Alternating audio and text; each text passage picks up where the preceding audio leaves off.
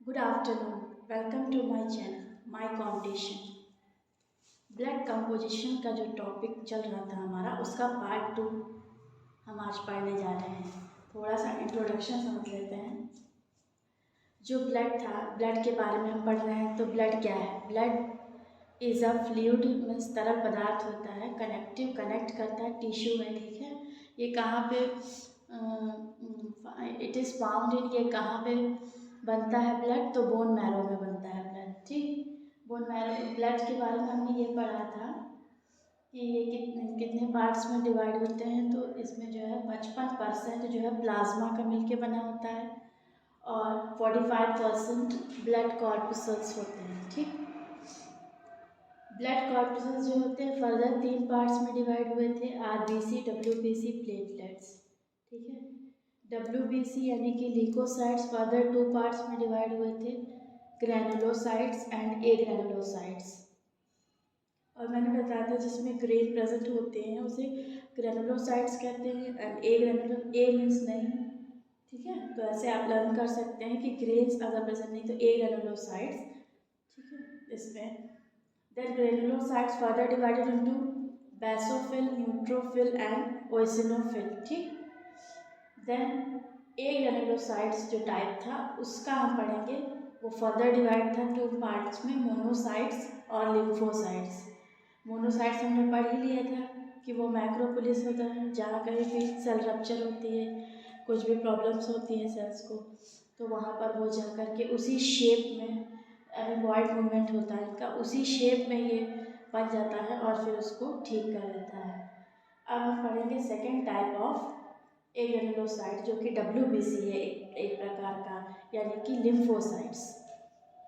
जो लिम्फोसाइट्स होते हैं वो फर्दर, लिम्फोसाइट्स का एक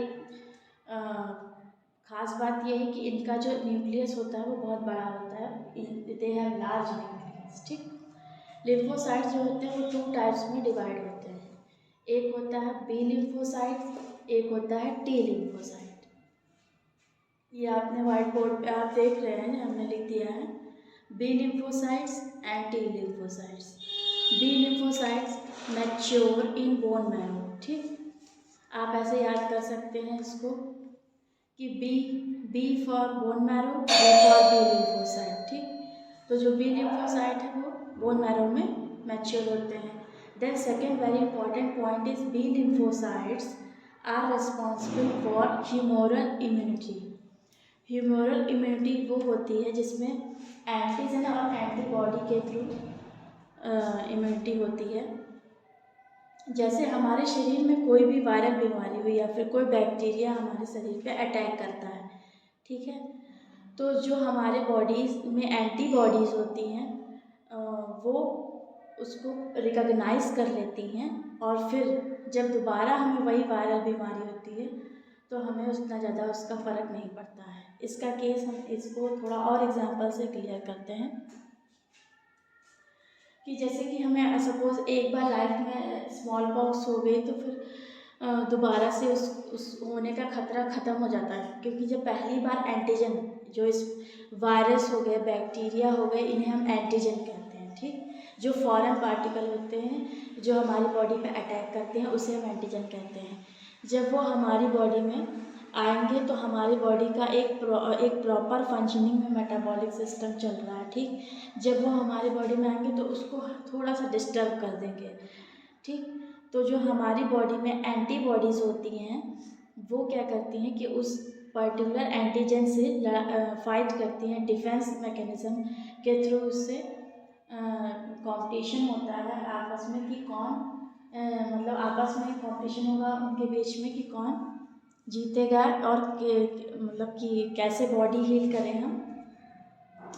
तो इस तरह की जो इम्यूनिटी होती है जिसमें एंटीजन और एंटीबॉडी टाइप को हम पढ़ते हैं उसे ही हम ह्यूमोरल इम्यूनिटी कहते हैं। एक बार स्मॉल पॉक्स होने के बाद दोबारा से स्मॉल पॉक्स हमें नहीं होगा। एक बार कोरोना वायरस अगर हमें इन्फेक्ट हुआ हमारी बॉडी में तो दोबारा से अगर कोरोना वायरस होता भी है तो उतना ज़्यादा हमें प्रभाव हमारे शरीर पर उस चीज़ का नहीं पड़ेगा। ठीक, क्योंकि ऑलरेडी जो हमारी एंटीबॉडीज है उसने रिकॉग्नाइज कर लिया है। तो इम्यूनिटी ह्यूमरल टाइप की होती है बी लिम्फोसाइट से रिलेटेड। ठीक, और इम्यूनिटी क्या होती है? इम्यूनिटी वो होती है रोग प्रतिरोधक क्षमता, मतलब हमारे बॉडी में किसी भी मतलब बैक्टीरिया वायरस जो अटैक करते हैं उसके प्रति जो कितनी हमारी कैपेबिलिटी है हमारे बॉडी की कि हम उससे बच सकें, इसी को हम इम्यूनिटी कहते हैं। ठीक। Now second one is T lymphocytes. T lymphocytes जो होता है they are mature in thymus. Thymus एक ग्लैंड होती है, ठीक, जो हमारी बॉडी में प्रेजेंट होती है।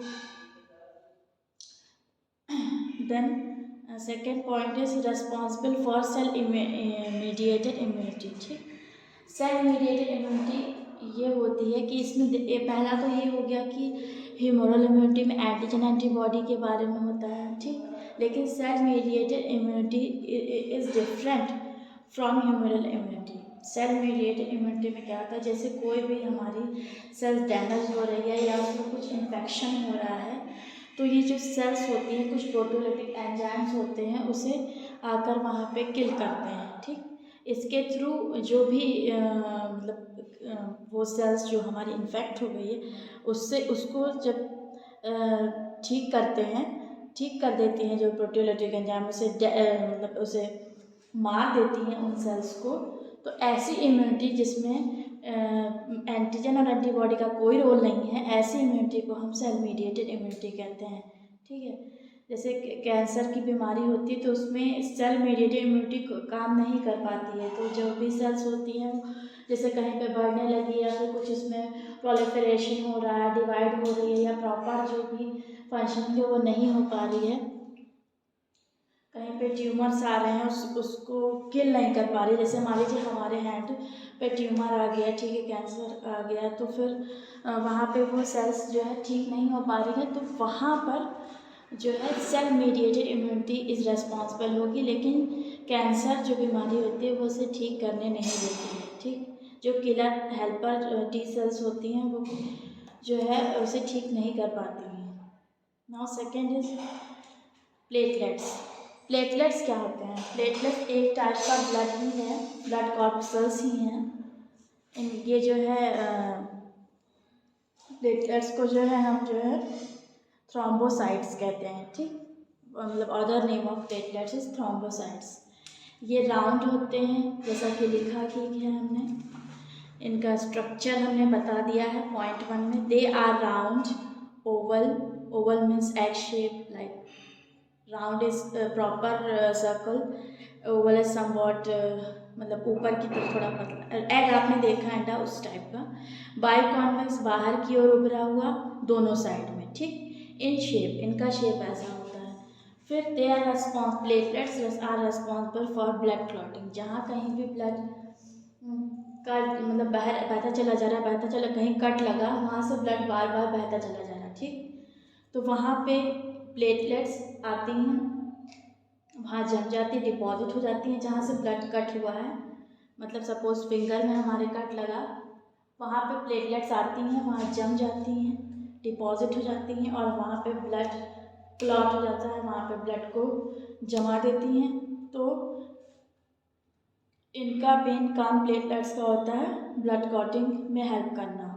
तो ब्लड क्लॉटिंग के लिए रेस्पॉन्सिबल 3 चीज़ होती है, 3 टर्म्स हैं, सॉरी 3 टाइप्स हैं जो ब्लड क्लॉटिंग के लिए रेस्पॉन्सिबल हैं। पहला थ्रोम्बोसाइट्स जो कि प्लेटलेट्स खुद हैं, दूसरा है विटामिन के is responsible for blood clot, and calcium ion. ठीक, ब्लड प्लेटलेट्स का काउंट होता है 1.5 से अप्रॉक्सीमेट 1.5 से 3 लाख तक होता है। ठीक, जो प्लेटलेट्स होती हैं इनके बारे में खास बात है, जब हम अक्सर एक बीमारी फैलती है, डेंगू बीमारी जो फैल रही है वो जो है एडीज मॉस्किटो से डेंगू बीमारी फैल रही है। तो जैसे कि अगर बहुत ज़्यादा इफ़ेक्ट हो गया उस बीमारी का तो हमारे बॉडी में प्लेटलेट्स काउंट गिरने लगते हैं, जो नॉर्मल प्लेटलेट्स काउंट होते हैं। तो क्या होता है फिर कि प्लेटलेट्स का काम, अब जब हमारा शरीर अंदर से भी कई जगह से कटा फटता रहता है, क्योंकि वेन्स हैं, आर्टरीज हैं, कैपिलरीज हैं, तो वो अंदर से भी वेन्स और आर्टरीज में थोड़ा बहुत कट लगता रहता है, तो वहाँ पे प्लेटलेट्स जाती हैं फटाक से और वहाँ पे ब्लड क्लॉटिंग कर देती है, जिससे कि हमें कोई प्रॉब्लम नहीं होती है। लेकिन अगर सपोज ब्लड प्लेटलेट्स काउंट ही कम होने लगे तो क्या होगा? क्या ये होगा कि ब्लड हमारा क्लॉट नहीं होगा, ब्लड हमारा बहेगा किसके थ्रू? ब्रेन के अंदर भी बह सकता है, ब्रेन हेमरेज हो सकता है, नाक के थ्रू भी बह सकता है, ठीक है। तो उससे अल्टीमेट फिर लोगों की डेथ हो सकती है। तो इसलिए platelets is also very important part of blood. So यहाँ पे हमारा ये टॉपिक ऑलमोस्ट कंप्लीट हो चुका है, composition of blood. Okay, thank you and please support my channel, like, share and subscribe.